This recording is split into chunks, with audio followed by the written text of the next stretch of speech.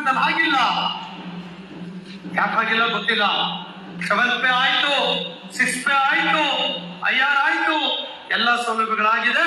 ಇನ್ನು ಮುಂದೆ ಇವತ್ತಾಗಲೇ 7th pay commission ಅಲ್ಲಿ ನಾವು ರೆಕಮೆಂಡ್ ಮಾಡಿಸ್ಬಿಟ್ಟಿದ್ದೇವೆ. ನೆಕ್ಸ್ಟ್ ಕೇಂದ್ರ ಸರ್ಕಾರಿ ನೌಕರಿಗೆ 8th ಪೇ ಕಮಿಷನ್ ಯಾವಾಗ ಕೊಡ್ತಾರೆ? ಅದಾದ್ಮೇಲೆ ಕರ್ನಾಟಕದಲ್ಲೂ ಕೂಡ ಇಲ್ಲಿನ ರಾಜ್ಯ ಸರ್ಕಾರ 8th pay commission, central pay commission ಅನ್ನ ಯಥಾವತ್ತಾಗಿ ಅಳವಡಿಸಿಕೊಳ್ಬೇಕು ಅನ್ನುವಂತ ಶಿಫಾರಸನ್ನ ಈಗಾಗಲೇ 7th ಪೇ ಕಮಿಷನ್ ನಾವು ಮಾಡಿಸ್ಬಿಟ್ಟಿದ್ದೇವೆ. ಹಾಗಾಗಿ ಅದು ಕೂಡ ಇಂಪ್ಲಿಮೆಂಟ್ ಆಗಬೇಕು. 8th ಪೇ ಕಮಿಷನ್ ಆದಷ್ಟು 3-4 ತಿಂಗಳಲ್ಲಿ ಇಡೀ ರಾಜ್ಯದಲ್ಲಿ 56 lakh central government employees, 46 lakh retired ಎಂಪ್ಲಾಯೀಸ್ಗೆ central pay commission, 8th pay commission constitute ಆಗ್ತಾ ಇದೆ. ರಿಪೋರ್ಟ್ ರೆಡಿ ಆಗ್ತಾ ಇದೆ. ಅದನ್ನ ಇಂಪ್ಲಿಮೆಂಟ್ ಆದ ಮೇಲೆ ಕರ್ನಾಟಕದಲ್ಲೂ ಕೂಡ ಇಂಪ್ಲಿಮೆಂಟ್ ಮಾಡುವಂತ ದಿನಗಳು ತುಂಬಾ ಹತ್ರ ಇದಾವೆ. ಆ ಕೆಲಸವನ್ನ ಇವತ್ತಿನ ಸರ್ಕಾರದ ಮೂಲಕವಾಗಿ ಗೌರವಾನ್ವಿತ ಶಾಸಕರು ಇಲ್ಲೇ ಇದ್ದಾರೆ, ಸೇಠ್ ಸಾಹೇಬರು, ಅವರ ಸಹಕಾರದ ಮೂಲಕವಾಗಿ ಸೆಂಟ್ರಲ್ ಪೇ ಕಮಿಷನ್ ತೆಗೆದುಕೊಂಡು ಮತ್ತೆ 25-30 ಸಾವಿರ ರೂಪಾಯಿ ಬೇಸಿಕ್ ಜಾಸ್ತಿ ಆಗುವಂತ ಕೆಲಸವನ್ನ ನಿಮ್ಮ ಸಂಘ ಮಾಡುತ್ತೆ ಅನ್ನುವಂತ ಮಾತನ್ನು ಕೂಡ ಈ ಸಂದರ್ಭದಲ್ಲಿ ನಾನು ಹೇಳಲಿಕ್ಕೆ ನಾನು ಬಯಸ್ತೇನೆ. ಇದು ಅಷ್ಟು ಸುಲಭ ಅಲ್ಲ. ಸರ್ಕಾರದ ಸ್ಥಿತಿಗತಿ, ಸರ್ಕಾರದ ಪರಿಸ್ಥಿತಿ, ಸರ್ಕಾರದ ನಿಲುವುಗಳು, ಸರ್ಕಾರದ ಚಿಂತನೆ, ವಿಚಾರಗಳು ಇವೆಲ್ಲವನ್ನು ಕೂಡ ಗಮನದಲ್ಲಿಟ್ಟುಕೊಂಡು ಮಾತುಕತೆ, ಚರ್ಚೆಗಳು, ಸಂಧಾನಗಳು ಇದೆಲ್ಲ ಪ್ರಯತ್ನಗಳ ಮೂಲಕ ನಾವು ನಿಶ್ಚಿತವಾಗಿ ಗುರಿ ಮುಟ್ತೇವೆ ಎನ್ನುವಂತ ವಿಶ್ವಾಸ ಇದೆ.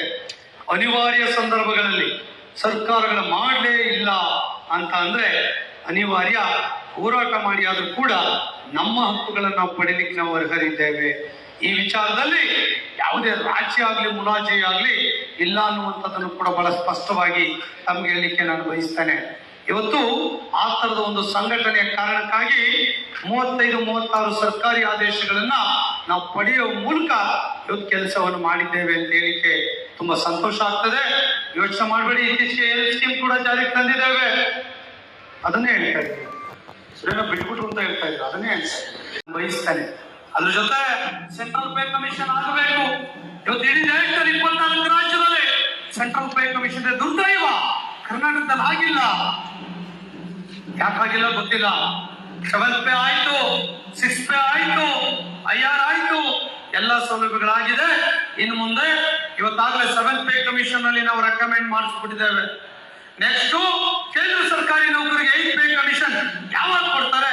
ಅದಾದ್ಮೇಲೆ ಕರ್ನಾಟಕದಲ್ಲೂ ಕೂಡ ಇಲ್ಲಿನ ರಾಜ್ಯ ಸರ್ಕಾರ 8th pay commission, central pay commission ಅನ್ನ ಯಥಾವತ್ತಾಗಿ ಅಳವಡಿಸಿಕೊಳ್ಬೇಕು ಅನ್ನುವಂತ ಶಿಫಾರಸನ್ನ ಈಗಾಗಲೇ 7th ಪೇ ಕಮಿಷನ್ ನಾವು ಮಾಡಿಸ್ಬಿಟ್ಟಿದ್ದೇವೆ. ಹಾಗಾಗಿ ಅದು ಕೂಡ ಇಂಪ್ಲಿಮೆಂಟ್ ಆಗಬೇಕು. 8th ಪೇ ಕಮಿಷನ್ ಆದಷ್ಟು 3-4 ತಿಂಗಳಲ್ಲಿ ಇಡೀ ರಾಜ್ಯದಲ್ಲಿ 56 lakh central government employees, 46 lakh retired ಎಂಪ್ಲಾಯೀಸ್ಗೆ central pay commission, 8th pay commission constitute ಆಗ್ತಾ ಇದೆ. ರಿಪೋರ್ಟ್ ರೆಡಿ ಆಗ್ತಾ ಇದೆ. ಅದನ್ನ ಇಂಪ್ಲಿಮೆಂಟ್ ಆದ ಮೇಲೆ ಕರ್ನಾಟಕದಲ್ಲೂ ಕೂಡ ಇಂಪ್ಲಿಮೆಂಟ್ ಮಾಡುವಂತ ದಿನಗಳು ತುಂಬಾ ಹತ್ರ ಇದಾವೆ.